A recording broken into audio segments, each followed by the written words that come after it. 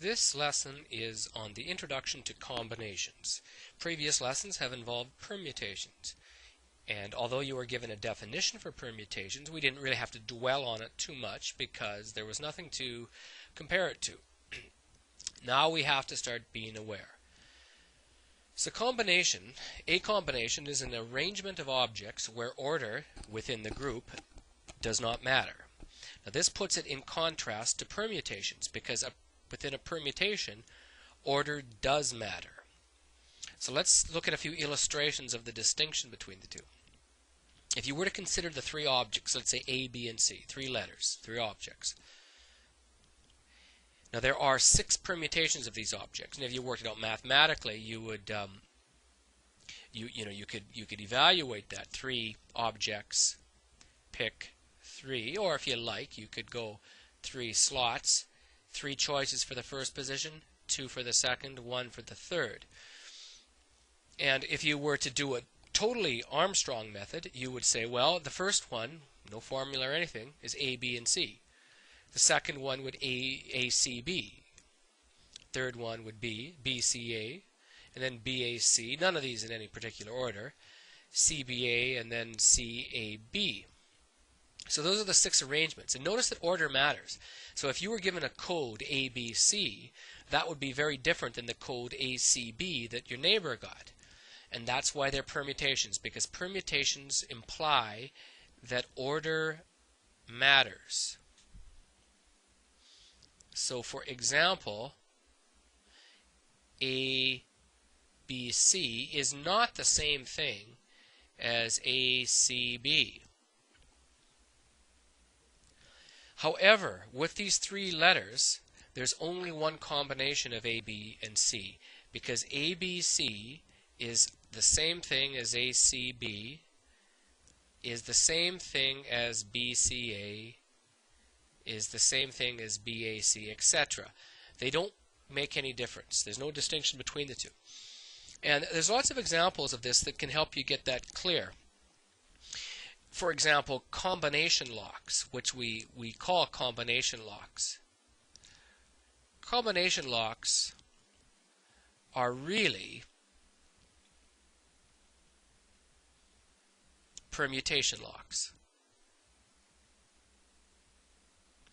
The reason being that when you try to unlock a lock that is called a combination lock, you have to get those numbers in the same order. So if your 3 numbers were like 12, if it was 3, 43, 19, you have to get those numbers in the right order. If you put in 43, 12, 19, it's not going to open. And that means it's a permutation, because with a permutation, the order matters within the group. If it was a true combination lock, then it wouldn't make any difference. Now, typical combinations are committees. That's the one we look at most often, because when you select a committee, you don't typically care about how they're arranged within the committee. You've got a committee of 15, therefore there's 15 members of the committee. They don't have individual designations, usually. Card hands, we'll look at lots of those. When you're playing cards, you can arrange the cards within the hand any way you want, and there's no difference between them. So they are combinations. Lotteries would be an example. If you were doing lotteries, at least back before things got really computerized, but a lottery wouldn't make any difference what order you have them. Another one is sums of money. I bring this one up because we will look at an example with this.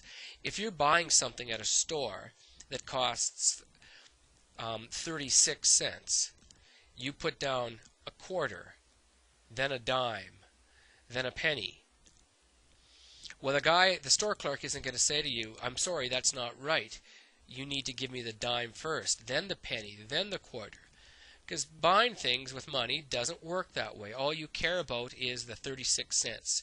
It doesn't make any difference what order that they are presented to you. So from here on in, we have to be paying attention to the differences like that. Now, n objects chosen are at a time. Just like with permutations, we call it pick. combinations, we use choose or chose. So n choose r.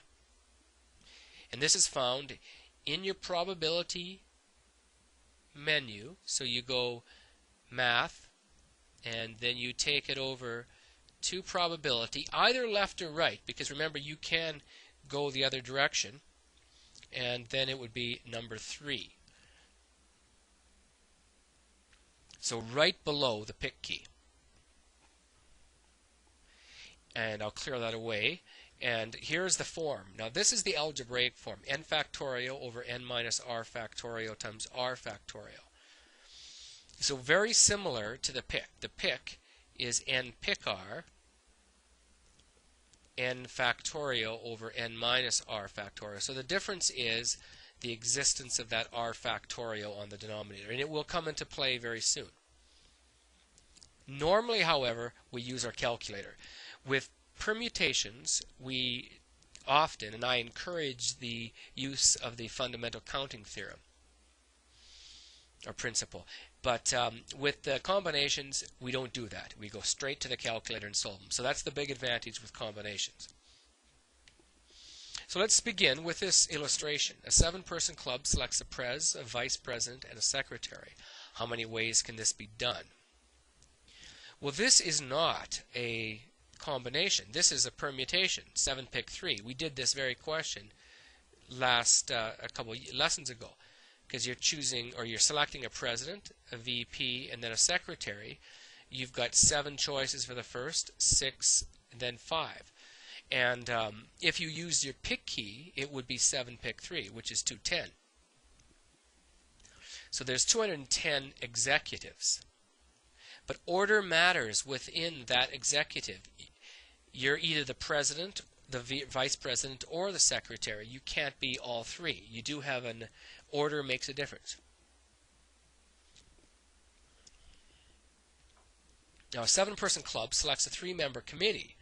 Now, that committee suggests that there's no order within the group. You've just got 3 people in the committee. How many different committees can be formed? So 7 choose 3. And 7 choose 3 is 35. So we would press 7, press math, move your cursor right or left to probability, then press 3, or else go down to n choose r, and then enter, and then press 3. And then you'll get your 35. Notice for the same numbers you end up with a much smaller value, and that makes sense if you think about it, because it means that you don't care how they're arranged amongst themselves. In fact, if you took 210, if you divided that pick number by 3 factorial, you would get 35, because it really just means that you've got you really just have the number of ways to arrange those 3 people within the group, the difference between the 2. Now the next question will puzzle you. A 7-member club selects a 4-member committee. How many different committees can be formed? So same deal as the previous one, except we're choosing 4. So 7 choose 4. And when you solve that, you'll also get 35, which is odd because that's the same thing that we got for 7 choose 3. They're both equal to 35. Now, was that a fluke? Well, let's take a look at these numbers. If you think back to the math expansion of choose, n choose r is equal to n factorial over n minus r factorial r factorial. So if you were going to take 7 choose 3 and expand it, you would get 7 factorial over 4 factorial 3 factorial. N minus r being 7 minus 3.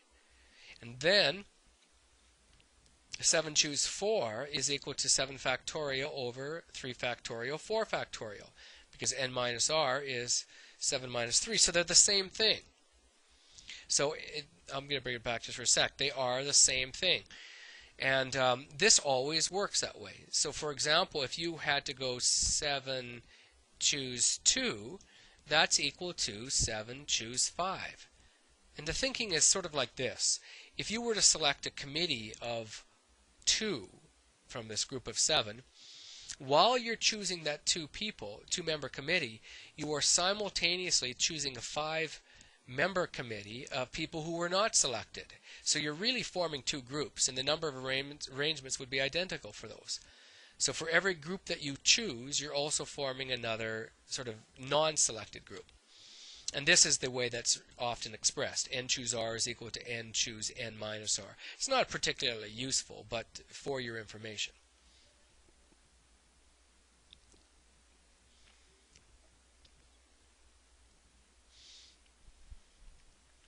Now this question has got a bit of a restriction attached. How many committees of 5 can be formed from a 12-member association if Rufus must be on the committee?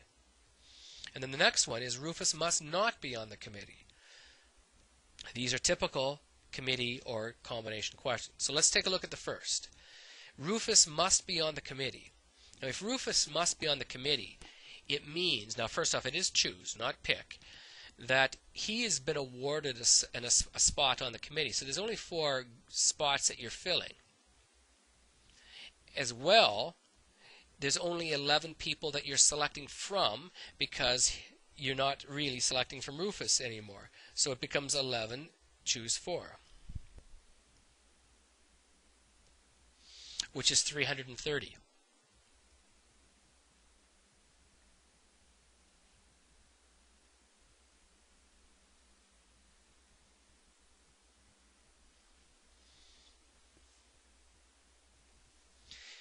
Now the next question is where Rufus must not be on the committee.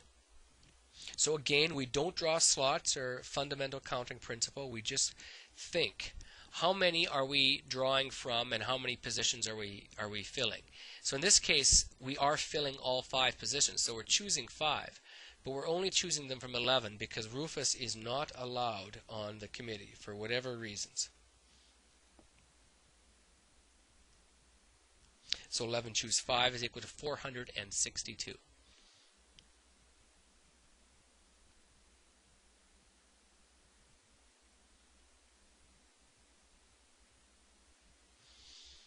So typical questions. As before, you need to think.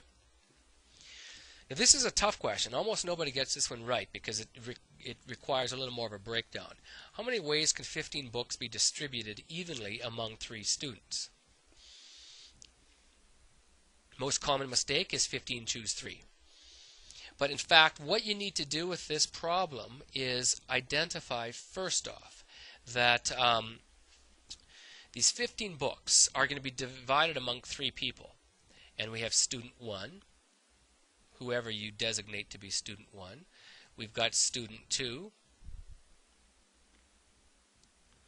We've got student 3.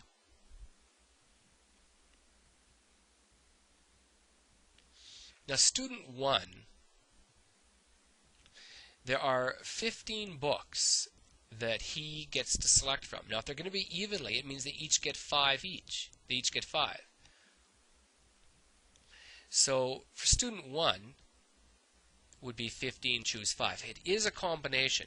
If you think about it, if there's 15 books on a table and you walk up there and you select 5 books, it's not a permutation because when you throw the books in your backpack, who cares what order it is? You don't come to school the next day, look at your books in your backpack and think, oh no, I've got to go home. My books are there, but they're in the wrong order. It's a combination. How you arrange the books amongst yourself is your business. It doesn't count as a different arrangement. Now student 2, after the first guy has already selected his, has only got 10 to choose from. And it's worse for student 3 because he's only got 5. So 5 choose 5. And it would be multiplied because it's not an or question, it's an and. It's student 1 and student 2 and student 3. So 15 choose 5 times 15 choose, or 10 choose 5.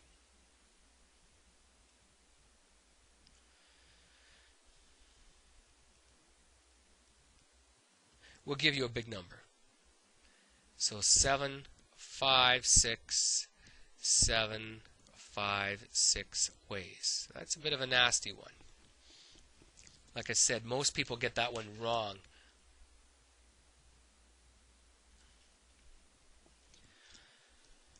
Now, following this one, mixed committees are quite significant. Mixed committees is a sort of informal term to describe situations where the committee is going to be made up of more than one group. They're not particularly difficult, but that you do have to pay attention.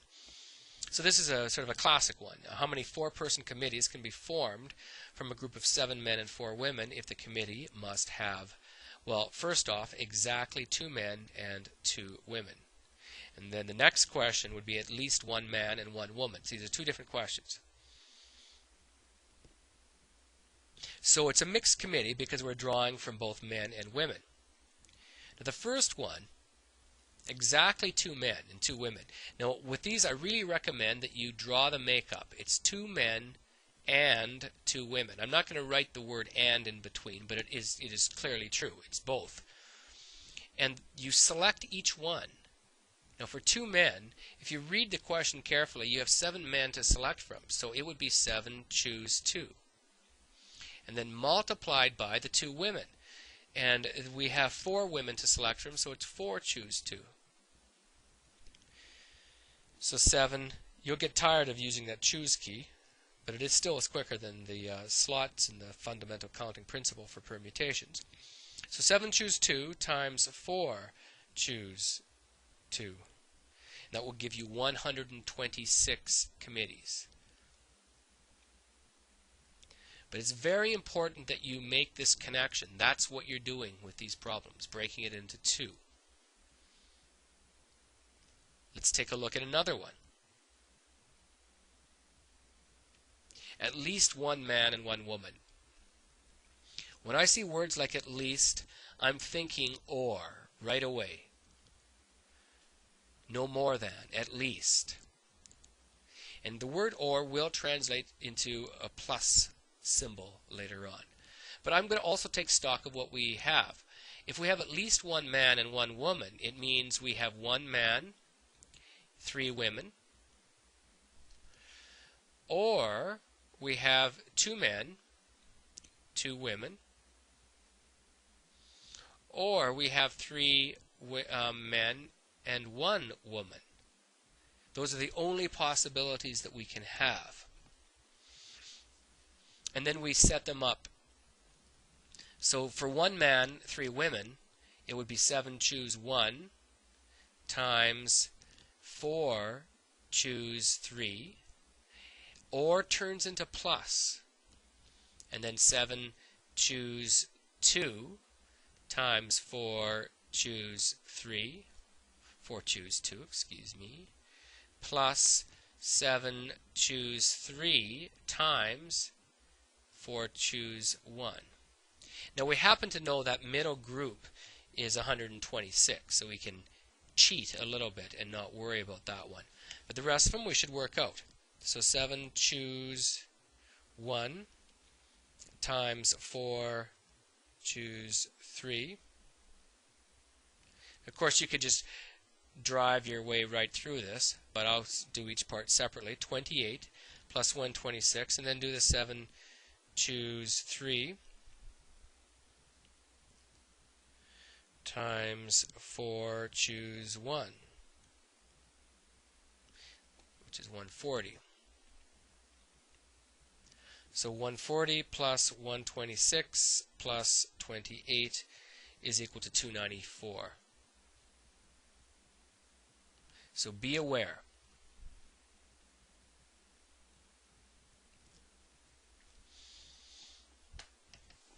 Mixed committees can refer to committees proper, or they can be other forms of combinations. So I'll turn my attention towards card hands. Now you don't need to know anything about cards for most exam questions. However, they're such good examples of this that I'm going to do some, even though you may not be a card player. A regular deck is 52 cards. So if you're going to have a 5-card hand from a regular deck, this is nothing really complex. It would be 52 choose 5. So you have 52 objects to select from, and you are going to choose 5. Order does not matter. Now this will definitely be a large number. So 2, 5, 9, 8, 9, 6, 0 hands.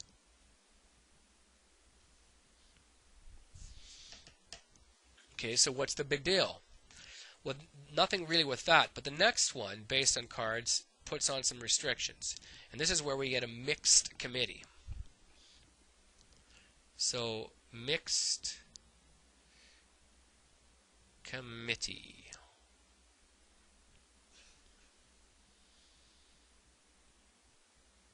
So for exactly 3 red, you need to be aware that, okay, so for 3 red and 2 black, that there are 26 red cards. So for the 3 red, really, we're going 26, choose 3. And the 2 black, well, there's 26 black as well. And then it's multiplied by 26, choose 2. We will get a large number again.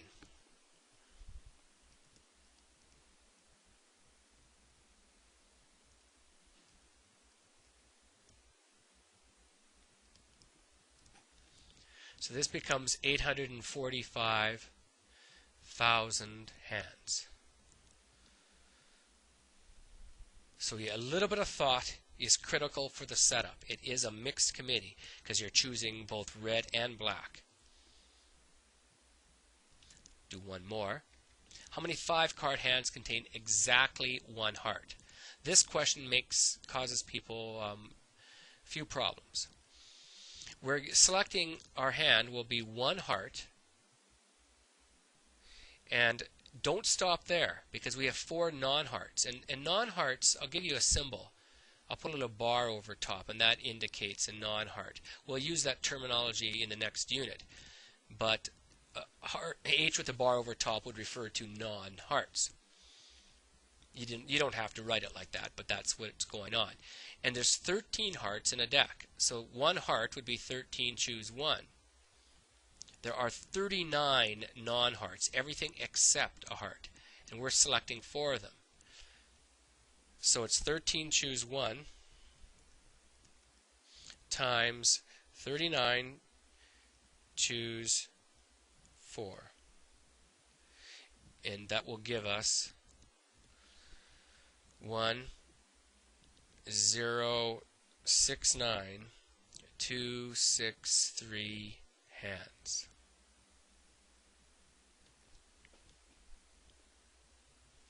So that's the idea. The setup is the key for these, understanding what's going on, what type of question it is.